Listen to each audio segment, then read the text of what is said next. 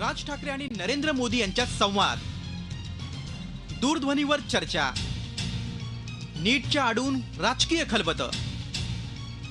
मनसे अध्यक्ष राज ठाकरे यांनी देशाचे पंतप्रधान नरेंद्र मोदी यांच्याशी गेल्या रविवारी दूरध्वनी संवाद साधलाय। फक्त 5 मिनिटे झालेल्या संवादानं महाराष्ट्राच्या राजकीय पटलावर मोठ्या घडामोडींचे तर्क लढवले जाऊ लागलेत।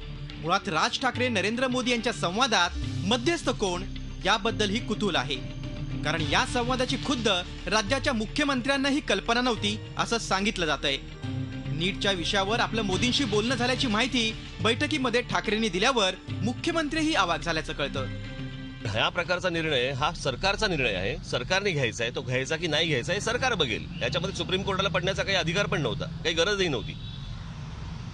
म्हणजे ह्या सगळ्या मुलांचा विचार न करता फक्त सुप्रीम कोर्टाला वाटलं म्हणून त्यांनी एक निर्णय द्यायचा, असं होऊ नाही शकत। आणि मी या सगळ्या गोष्टी पंतप्रधानांच्या कानावरती घातल्यानंतर ते बोलले, मी म्हटलं तुम्ही काहीही करा आणि याच्यामध्ये इंटरव्हेन करा।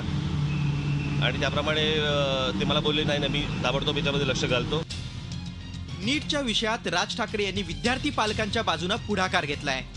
शिवसेना या विषयात मागे पडली आहे, त्यामुळे श्रेयही मनसेला मिळणार हे स्वाभाविक आहे।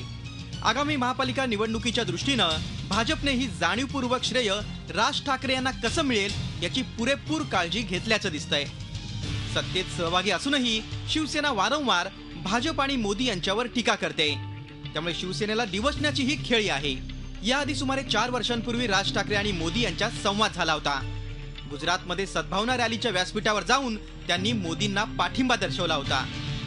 गुजरात दौऱ्यातही राज ठाकरे यांनी पंतप्रधान मोदी यांना पाठिंबा जाहीर केला होता। मात्र गेल्या 2 वर्षात राज ठाकरे यांनी मोदी यांनी अपेक्षाभंग केल्याचं सांगत वेळोवेळी मोदी यांच्या कारभारावर कडाडून टीका केली आहे। त्यामुळे या 2 नेत्यांमध्ये झालेला संवाद विस्कटलेल्या मैत्रीपूर्ण संबंधाची घडी पुन्हा नीट करणार का, हाही मुद्दा आहे। दिनेश दुखंडे, झी मीडिया, मुंबई। झी 24 तास रहा एक पाऊल पुढे।